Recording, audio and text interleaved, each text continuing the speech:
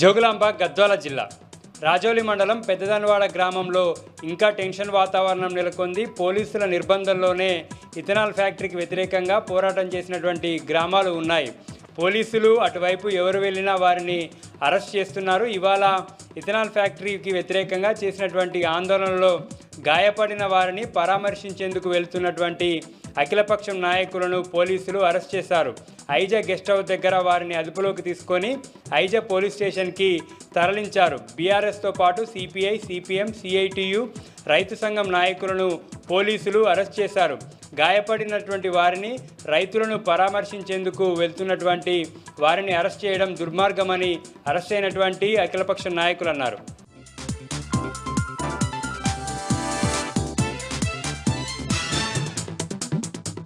ఇక నిజామాబాద్ జిల్లాలోని ప్రధాన వార్తల విషయానికి వస్తే నిజామాబాద్ జిల్లా కేంద్రంతో పాటు నిజామాబాద్ జిల్లా రూరల్ మండలాల్లో రేషన్ పంపిణీ ప్రక్రియ గందరగోళంగా తయారైంది. ఎక్కడ చూసినా రేషన్ షాపుల వద్ద బారులు తీరిన జనాలే కనబడుతున్నారు. ప్రభుత్వం 3 నెలలకు సరిపడా బియ్యాన్ని ఒకేసారి ఇస్తున్నది. ఈ నేపథ్యంలో ఆ ప్రక్రియ గందరగోళంగా తయారైంది. ఈ నేపథ్యంలో సంబంధిత సాఫ్ట్వేర్ అప్డేట్ కాక సాఫ్ట్వేర్లు మొరాయిస్తున్నాయి.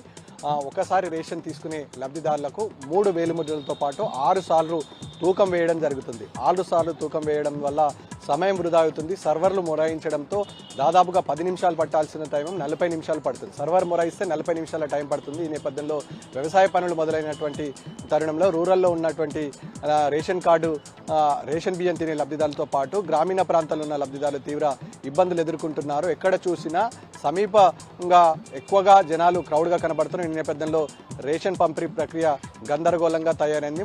ముందుగా ప్రభుత్వం 30 తారీఖు వరకు డెడ్లైన్ విధించింది. ఈ డెడ్లైన్ సమీపిస్తున్న కొద్దీ రేషన్ షాప్లో గందరగోళమైన పరిస్థితి ఏర్పడింది. ఈ నేపథ్యంలో జనాలు తీవ్ర ఇబ్బందులు పడుతున్నారు. ఈ నేపథ్యంలో అక్కడ ఉన్నటువంటి రేషన్ షాప్ నిర్వాహకులతో పాటు ఇటు రేషన్ అందుకున్న లబ్ధిదారులు ఆందోళన వ్యక్తం చేస్తున్నారు. ఒకేసారి బియ్యం ఇవ్వడం కాదు, అందుకు సంబంధించిన సాఫ్ట్వేర్ను డెవలప్ చేయాల్సి ఉంటుంది. 3 సార్లు వేలిముద్రలు తీసుకునే బదులు ఒకేసారి తీసుకుంటే బాగుంటుంది. కేంద్ర రాష్ట్ర ప్రభుత్వాలకు వేరువేరుగా వేలిముద్రలు తీయడంతో పాటు 6 సార్లు బియ్యాన్ని తోకడం వల్ల ఇబ్బంది ఏర్పడుతుందని ఆందోళన వ్యక్తం చేస్తున్నారు లబ్ధిదారులు. ఈ నేపథ్యంలో సమయాన్ని పొడిగించాలి లేదా సంబంధిత అధికారులు జోక్యం తక్షణమే చేసుకొని రేషన్ ప్రక్రియ పంపిణీ ఆశాజనకంగా లేదు కాబట్టి గందరగోళంగా తయారైంది. దానికి సంబంధించిన పూర్తి విధి విధానాలను తయారు చేసి గందరగోళంగా మారినటువంటి రేషన్ పంపిణీ ప్రక్రియను సజావుగా సాగేందుకు ఒక ప్రక్రియను రూపొందించాలని డిమాండ్ చేస్తున్నారు రేషన్ తీసుకునే లబ్ధిదారులు. ఇక కామారెడ్డి జిల్లాలోని ప్రధాన వార్తల విషయానికి వస్తే కామారెడ్డి జిల్లా బిక్కనూరు ఎస్ఐ ఆంజనేయులు పైన ఓ దళిత కుటుంబానికి సంబంధించిన పెద్దమల్లారెడ్డి గ్రామానికి చెందిన రైతులు ఎస్పీకి ఫిర్యాదు చేశారు. గత కొంతకాలంగా ఎస్ఐ ఆంజనేయులు ఓ ప్రైవేటు భూమికి సంబంధించిన వ్యవహారంలో జోక్యం చేసుకొని దళితుల పైన విపరీతంగా కొట్టడంతో పాటు మానసికంగా హింసిస్తున్నాడని అలా ఫిర్యాదులో పేర్కొనడం జరిగింది. తక్షణమే ఎస్పీ ఈ అంశంపైన సమగ్ర దర్యాప్తు చేసి విచారణ చేసి న్యాయం చేయాలని డిమాండ్ చేస్తున్నారు దళిత కుటుంబానికి సంబంధించిన రైతులు. కామారెడ్డి జిల్లాలోని మరో ప్రధాన వార్త విషయానికి వస్తే కామారెడ్డి జిల్లాలో రేషన్ బియ్యం పక్కదారి పడుతుంది. కామారెడ్డి కేంద్రంలో ఉన్నటువంటి రాజీవ్ నగర్ కాలనీలో 70 క్వింటాళ్ల రేషన్ బియ్యాన్ని పట్టుకున్నారు పోలీసులు. ఈ నేపథ్యంలో వివిధ రేషన్ షాపుల నుంచి కలెక్ట్ చేసినటువంటి రేషన్ బియ్యాన్ని పక్కదారి పట్టించేందుకు రేషన్ డీలర్ల సహకారంతో కొంతమంది కేటుగాల్లి బియ్యాన్ని ఒకే దగ్గర చేసి వీటిని వివిధ రాష్ట్రాలకు తరలిస్తున్నారు. ఈ నేపథ్యంలో రీసైక్లింగ్ చేసిన బియ్యంతో పాటు ప్రభుత్వం అందిస్తున్నటువంటి సన్న బియ్యం ఉన్నట్టుగా పోలీసులు గుర్తించారు. వ్యాన్ డ్రైవర్ పరారీలో ఉన్నాడు. పరారీలో ఉన్న వ్యక్తి పైన పోలీసులు గాలింపు చర్యలు చేపట్టారు. సంబంధిత వ్యక్తులపైన శాఖాపరమైన చర్యలు తీసుకుంటామని పోలీసులు చెప్పారు. రేషన్ బియ్యాన్ని ఎవరైనా అక్రమంగా విక్రయించినా కానీ రేషన్ డీలర్లను పేర్లు చెప్పుకొని ఎవరైనా అక్రమాలకు పాల్పడితే కఠిన చర్యలు తీసుకుంటామని హెచ్చరించారు పౌర సంబంధాల శాఖ జిల్లా అధికారులు.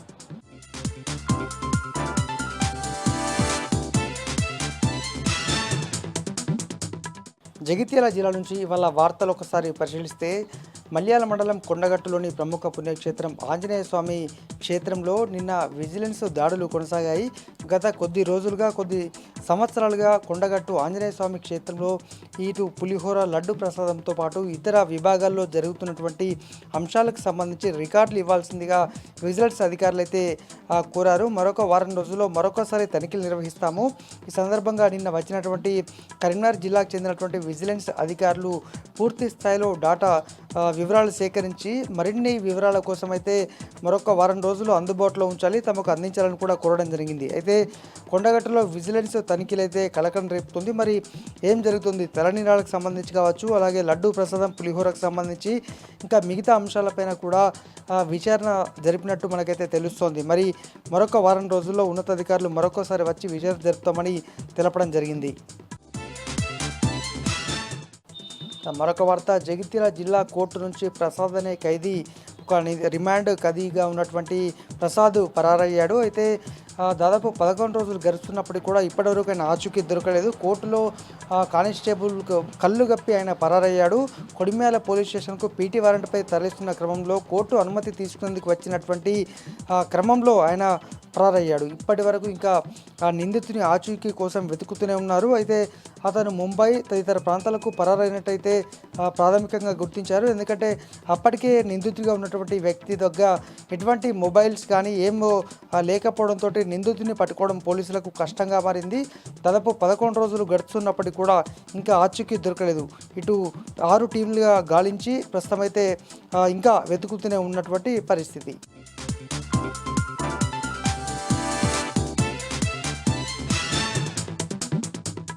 ఉమ్మడి కరీంనగర్ జిల్లా వార్తల విషయానికి వస్తే, కరీంనగర్ కార్పొరేషన్లో డివిజన్ల పునర్విభజనలో భాగంగా 60 డివిజన్లను కాస్త 66 డివిజన్లు చేసినటువంటి పరిస్థితి.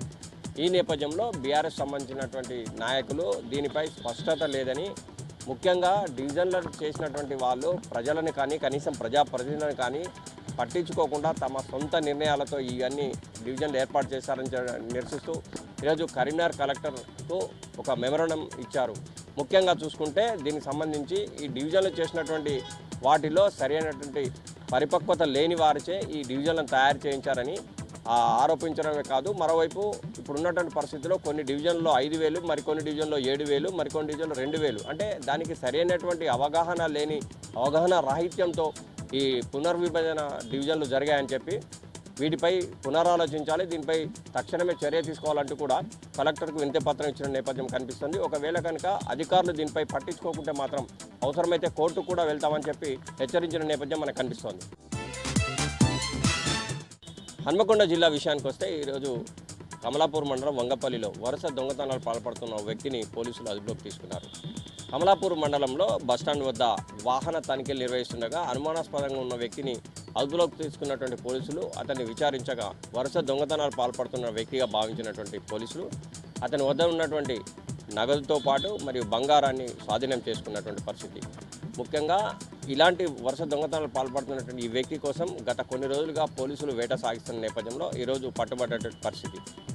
ఏదేమైనా కానీ ఇలాంటి దొంగతనాలు జరిగిన నేపథ్యంలో ప్రజలు కూడా అప్రమత్తంగా ఉండాలని పోలీసులు చెప్పడమే కాదు, ఇంకోవైపు ఈ దొంగను ఈరోజు కోర్టులో హాజరుపరచామని ప్రజలు కూడా అప్రమత్తంగా ఉండాలని చెప్పి పోలీసులు సూచన చేస్తున్నటువంటి పరిస్థితి మనకు అనిపిస్తోంది.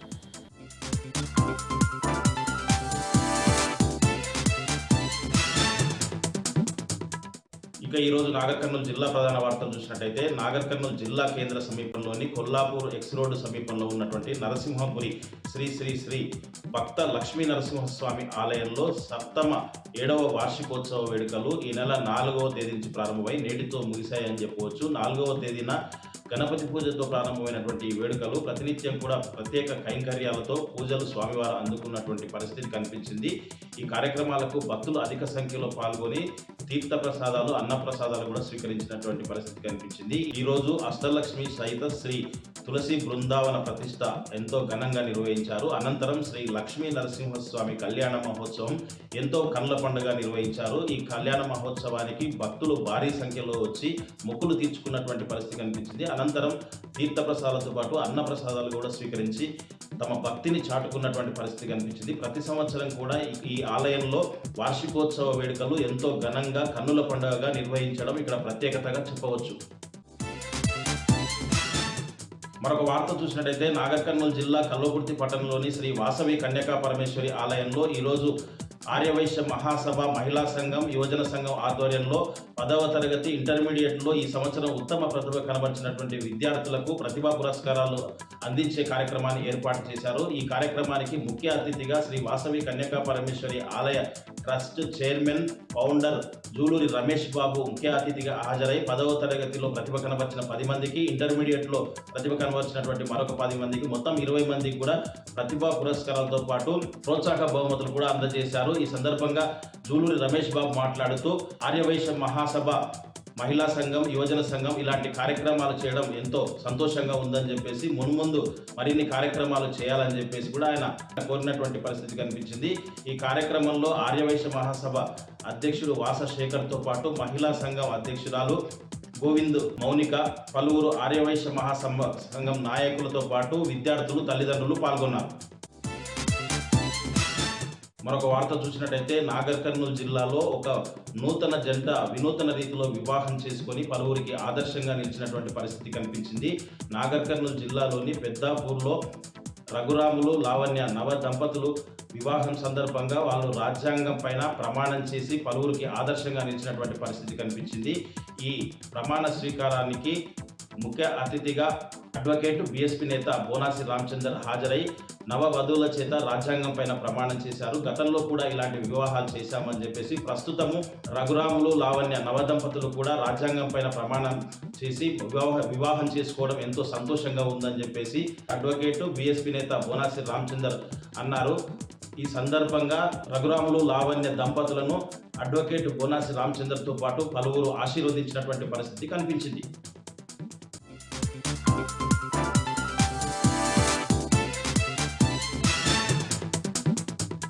యాదాద్రి భువనగిరి జిల్లా వార్తలు ఒకసారి చూద్దాం. ఈ రోజు ఉదయం నుంచి కూడా యాదాద్రి భువనగిరి జిల్లాలో అరెస్టు తట్టుడికిపోయింది. సీఎం రేవంత్ రెడ్డి పర్యటన నేపథ్యంలో ఉదయం నుంచి కూడా టీఆర్ఎస్ పార్టీ నాయకుల్ని ఎక్కడికక్కడ అరెస్టులు చేసి ఆయా పోలీస్ స్టేషన్ తరలించారు. ఈ అరెస్టుల పట్ల ప్రతి ఒక్కరు కూడా ఆగ్రహం వ్యక్తం చేస్తా ఉన్నారు. అప్రజాస్వామ్యంగా పోలీస్ పహార నడమ, నిర్బంధాల నడమ సీఎం రేవంత్ రెడ్డి తిరుగుతున్నాడు, ప్రజలకు దూరంగా తిరుగుతున్నాడు, ప్రజలంటే భయపడుతున్నారంటూ కూడా పెద్ద ఎత్తున ఆరోపణలు వ్యక్తమవుతున్నాయి.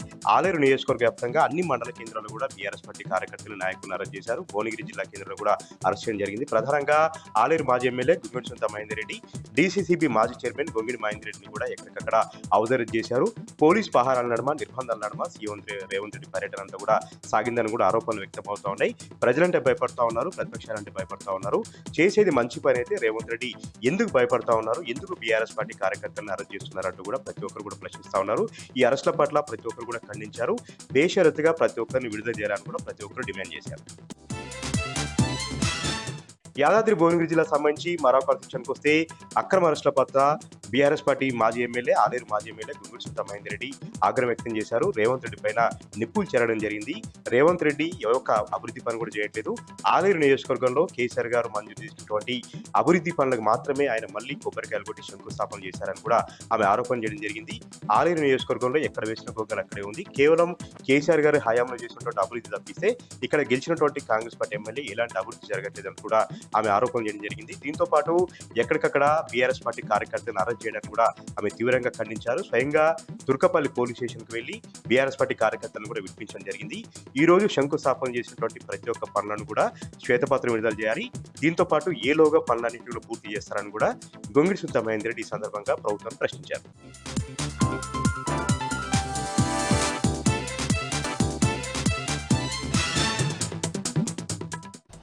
పెద్దపల్లి జిల్లాకు సంబంధించి ఈరోజు ప్రధాన వార్తలు చూసుకున్నట్లయితే పెద్దపల్లి జిల్లా గోదావరికని ప్రెస్ క్లబ్లో సీనియర్ జర్నలిస్టు పోరాట యోధుడు మునీరు సంస్కరణ సభను నిర్వహించారు. ఈ యొక్క కార్యక్రమానికి ముఖ్య అతిథిగా రామగుండం ఆర్జీ1 జీఎం లలిత్ కుమార్ ముఖ్య అతిథిగా పాల్గొని కార్యక్రమాన్ని ప్రారంభించారు. ఈ సందర్భంగా జీఎం లలిత్ కుమార్తో పాటు ప్రెస్ క్లబ్ అధ్యక్షుడు పూదరి కుమార్ మాట్లాడుతూ మునీరు అల్పరిగిన పోరాటం చేశారు. తన 17వ ఏట నుండి కూడా పోరాటాల పటిమతోటి పోరాడినటువంటి గొప్ప మహానాయకుడు అంటూ కూడా కొనియాడారు. అంతేకాకుండా కూడా సింగరేణి కార్మికునిగా కార్మిక సమస్యల పట్ల పోరాడాడు, జర్నలిస్టుల సమస్యల పట్ల పోరాడు, యువకుల సమస్యల పట్ల కూడా పోరాడినటువంటి గొప్ప నేత. 17 ఏళ్ల నుండి కూడా 17వ ఏట నుండి 67వ ఏట వరకు కూడా చివరి శ్వాస వరకు కూడా నిత్యం ప్రజల సమస్యలపైన పోరాడినటువంటి ఒక పోరాట యోధుడు మునీర్ అంటూ కూడా ఈ సందర్భంగా వ్యాఖ్యానించారు. అంతేకాకుండా తెలంగాణ రాష్ట్ర ఏర్పాటులో కీలక పాత్ర పోషించినటువంటి సకలజనుల సమ్మెలో సింగరేణి సమ్మె 45 రోజుల సింగరేణి సమ్మెలో కూడా కీలక పాత్ర పోషించినటువంటి గొప్ప నాయకుడు మునీర్ అంటూ కూడా ఈ సందర్భంగా వారు కొనియాడారు. అలాగే మరొక ప్రధాన వార్త చూసుకున్నట్లయితే పెద్దపల్లి జిల్లాలోనే ప్రసిద్ధిగాంచినటువంటి దేవునిపల్లి శ్రీ లక్ష్మీ నరసింహ స్వామి ఆలయంలో ధ్వజస్తంభ ప్రతిష్టాపన అత్యంత ఘనంగా నిర్వహించారు. ఈ యొక్క కార్యక్రమానికి పెద్దపల్లి జిల్లాతో పాటు చుట్టుపక్కల ఉన్నటువంటి ఆసిఫాబాద్, మంచిర్యాల, జగిత్యాల, కరీంనగర్, వరంగల్ జిల్లాల నుండి కూడా పెద్ద ఎత్తున కూడా భక్తులు తల్లి రావడం జరిగింది. ఈ యొక్క కార్యక్రమంలో పాల్గొనడం జరిగింది. అయితే ఈ సందర్భంగా భక్తుల రద్దీ నేపథ్యంలో కూడా ఆలయ నిర్వాహకులు అన్ని రకాల ఏర్పాట్లు కూడా పూర్తి చేయడం జరిగింది. అంతేకాకుండా 2018 నుండి కూడా పెద్ద ఎత్తున కూడా స్వామివారికి విరాళాలు వచ్చిన నేపథ్యంలో సుమారు 18 లక్షల రూపాయలు ప్రభుత్వం నుండి రాగా మరొక 40 లక్షల రూపాయలు విరాళం వచ్చిన నేపథ్యంలో భక్తుల కానుకలు అలాగే ప్రభుత్వం నుండి వచ్చినటువంటి 80 లక్షల రూపాయల నిధులతో పెద్ద ఎత్తున కూడా ఆలయాన్ని అంతా కూడా అభివృద్ధి చేస్తున్నట్లు ఆలయ నిర్వాహకులు వెల్లడించడం జరిగింది. అలాగే మరొక ప్రధాన వార్త చూసుకున్నట్లయితే మంత్రి నియోజకవర్గం ముత్తారం మండలం అడవి శ్రీరాంపూర్ గ్రామంలో కోతకు వచ్చినటువంటి ఆయిల్ ఫామ్ గుగ్గలను కోత చేయడం జరిగింది. ఈ యొక్క కార్యక్రమానికి మంత్రిని మాజీ ఎమ్మెల్యే పుట్ట మధుకర్ ముఖ్య అతిథిగా పాల్గొని రైతులతో పాటుగా కూడా ఆయిల్ ఫామ్ గిళ్ళను కూడా కట్ చేయడం జరిగింది. ఈ సందర్భంగా పుట్ట మధుకర్ మాట్లాడుతూ కేసీఆర్ ఏం చేసినా కూడా ముందు చూపుతోనే చేశారని కూడా ఈ సందర్భంగా ఆయన వెల్లడించారు. రాష్ట్రంతో పాటు దేశానికి కూడా ఆయిల్ కొరత తీర్చడంలో భాగంగా బీఆర్ఎస్ సర్కార్ హయాంలోనే ఆయిల్ ఫామ్ తోటల పెంపకాన్ని పెద్ద ఎత్తున ప్రోత్సహించడం జరిగింది. అంతేకాకుండా మొక్కలతో పాటుగా సబ్సిడీ కూడా డ్రిప్ ఇరిగేషన్ కూడా పూర్తిస్థాయిలో బీఆర్ఎస్ సర్కార్ 95% సబ్సిడీతో ఇచ్చిన నేపథ్యంలో రైతులు ముందుకు రావడం జరిగింది. 4 సంవత్సరాల తర్వాత మొట్టమొదటిసారిగా జిల్లాలో వచ్చినటువంటి ఈ యొక్క కోత చేయడం చాలా సంతోషంగా ఉందంటూ కూడా పుట్ట మధుకర్ వెల్లడించారు. అంతేకాకుండా రానున్న రోజుల్లో కూడా పెద్ద ఎత్తున కూడా ఆయిల్ ఫామ్ సాగు వల్ల రైతులకు అనేక లాభాలు ఉన్నాయి కాబట్టి మరింత రైతులు కూడా ఆయిల్ ఫామ్ సాగు వైపు మళ్ళాలంటూ కూడా ఈ సందర్భంగా పుట్ట మధుకర్ సూచించారు.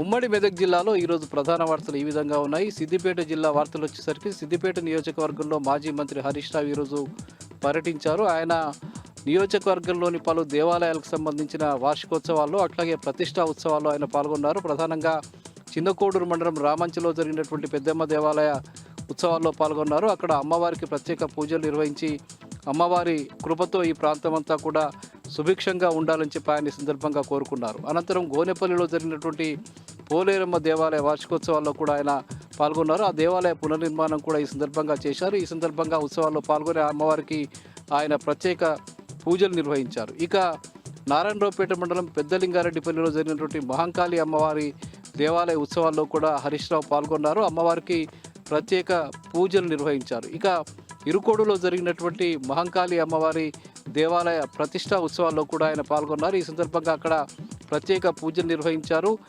అనంతరం అక్కడ నియోజకవర్గ పరిధిలోని వెంకటాపూర్లో జరిగినటువంటి మహంకాళి అమ్మవారి దేవాలయ ఉత్సవాల్లో పెద్దమ్మ దేవాలయ ఉత్సవాల్లో కూడా ఆయన పాల్గొని ప్రత్యేక పూజలు నిర్వహించారు. ఇక సిద్దిపేట మార్కండేయ దేవాలయంలో జరిగినటువంటి పద్మశాలి సమాజం నూతన కార్యవర్గ ప్రమాణ స్వీకార ఉత్సవంలో మాజీ మంత్రి హరీష్ రావు మాట్లాడారు. ఈ సందర్భంగా ఆయన మాట్లాడుతూ పద్మశాలీలంతా కూడా ఈ ప్రాంత అభివృద్ధికి ఎంతగానో కృషి చేశారని, సమాజ అభివృద్ధిలో పద్మశాలీల పాత్ర అమోఘమైనని చెప్పి ఆయన ఈ సందర్భంగా చెప్పడం జరిగింది.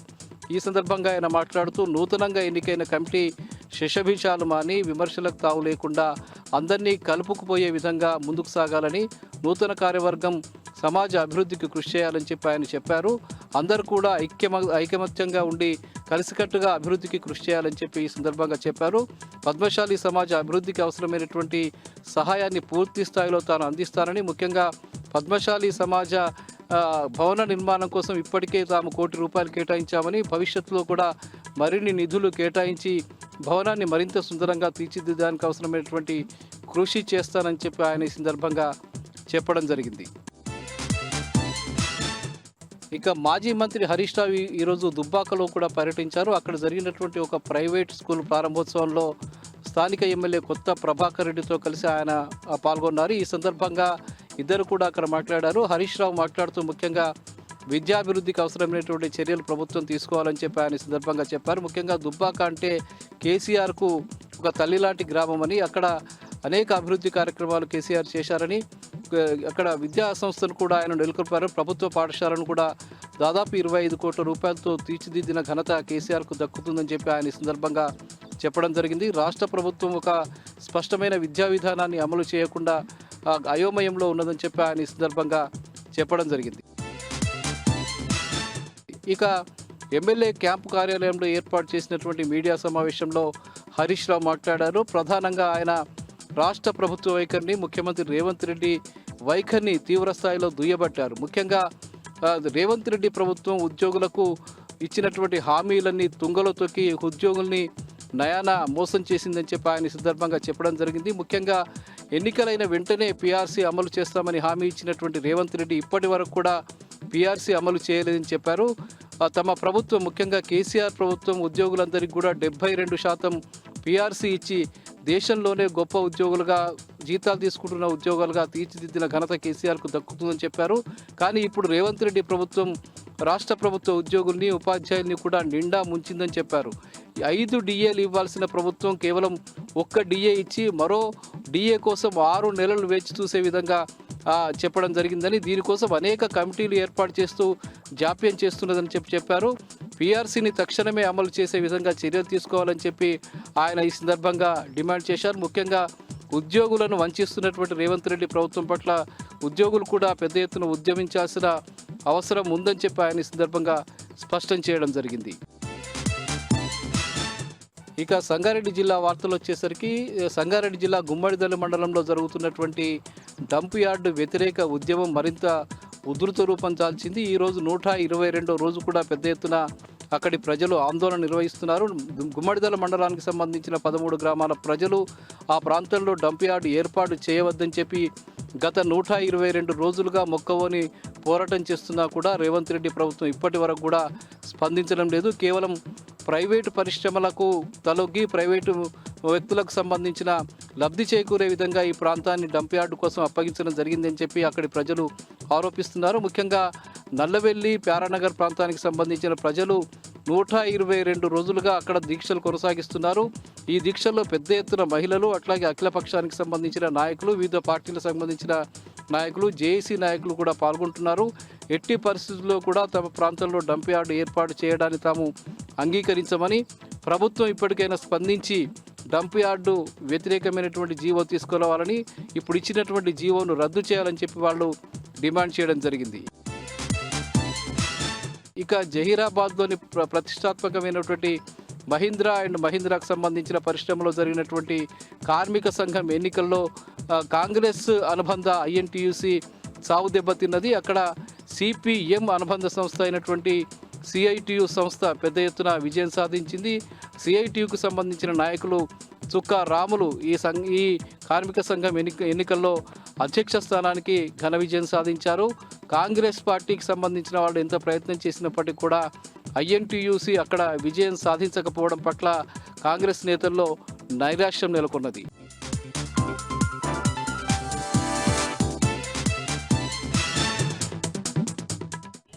ఆదిలాబాద్ జిల్లా వార్తల విషయానికి వస్తే, జిల్లా వ్యాప్తంగా సెల్ ఫోన్లు పోగొట్టుకున్న బాధితులకు పోలీసులు తిరిగి వారి సెల్ ఫోన్లను అందజేశారు. జిల్లా కేంద్రంలోని ఎస్పీ కార్యాలయంలో 100 మంది బాధితులకు వారి సెల్ ఫోన్లను తిరిగి పోలీసులు అప్పచెప్పారు. ఈ కార్యక్రమంలో పాల్గొన్న జిల్లా ఎస్పీ అఖిల్ మహాజన్ మాట్లాడుతూ, సెల్ ఫోన్లు పోగొట్టుకున్న బాధితులు సమీప పోలీస్ స్టేషన్లో ఫిర్యాదు చేస్తే పోలీసులు ఆ సెల్ ఫోన్ జాడని కనుక్కొని తిరిగి వారికి అప్పచెప్పడం జరుగుతుందని పేర్కొన్నారు. అలాగే సైబర్ క్రైమ్ పట్ల ప్రజలు అప్రమత్తంగా ఉండాలని సూచించారు. ఎవరైనా సైబర్ క్రైమ్ బాధితులు ఉంటే వెంటనే పోలీసులకు తెలియజేయాలని, అయితే సైబర్ క్రైమ్ పట్ల ప్రతి ఒక్కరు కూడా అవగాహన పెంచుకోవాలని పిలుపునిచ్చారు. ఇక నిర్మల్ జిల్లా వార్తల విషయానికి వస్తే, కుబీర్ మండలం అంతర్ని గ్రామంలో శిథిలావస్థలు చేరుకున్న స్కూల్ బిల్డింగ్ కూలిపోవడంతో ఆ స్కూల్ ఆవరణలో ఆడుకుంటున్న 4 విద్యార్థులు గాయాలయ్యాయి. వెంటనే గ్రామస్తులు గాయపడిన విద్యార్థులను బైన్సా ప్రభుత్వ ఆసుపత్రికి తరలించారు. ప్రస్తుతం వారు చికిత్స పొందుతున్నారు. గ్రామంలో శిథిలావస్థ చేరుకున్న బిల్డింగ్ స్థానంలో మరో బిల్డింగ్ నిర్మించారు. అయితే ఈ శిథిలావస్థ చేరుకున్న బిల్డింగ్ను మాత్రం కూల్చడంలో అధికారులు నిర్లక్ష్యం వహించారు. అయితే ఈరోజు ఈ శిథిలావస్థ చేరుకున్న బిల్డింగ్ కూలిపోవడంతో 4 విద్యార్థులకు గాయాలయ్యాయి. గ్రామస్తులు వెంటనే స్పందించి గాయపడిన వారిని ప్రభుత్వ ఆసుపత్రికి తరలించారు. 4 విద్యార్థులలో 2కి తీవ్ర గాయాలు కాగా మరో 2కి స్వల్ప గాయాలయ్యాయి. ప్రస్తుతం బైన్సా ఆసుపత్రిలో వీరు చికిత్స పొందుతున్నారు.